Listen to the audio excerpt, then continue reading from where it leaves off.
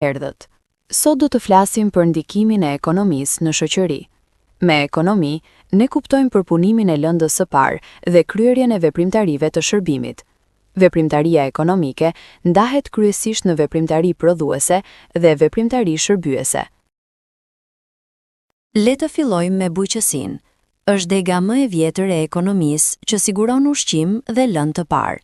Zhvillimi i saj varet shumë nga faktorët natyror, si toka, klima dhe ujë. Degët kryesore të bujqësisë përfshin agronominë, pra kultivimin e bimëve si drithrat dhe pemëtaria. Përfshin gjithashtu blegtorinë, peshkimin dhe pylltarinë. Kalojmë tek industria. Kjo degë përfaqëson kalimin nga puna manuale tek teknologjia e makinave, duke bërë të mundur prodhimin masiv të mallrave në një kohë shumë të shkurtër. Ndryshe nga artizanati, i cili prodhon sasi të vogla me punë dore dhe mjete të thjeshta, industria përdor makineri të sofistikuara për prodhim të shpejtë.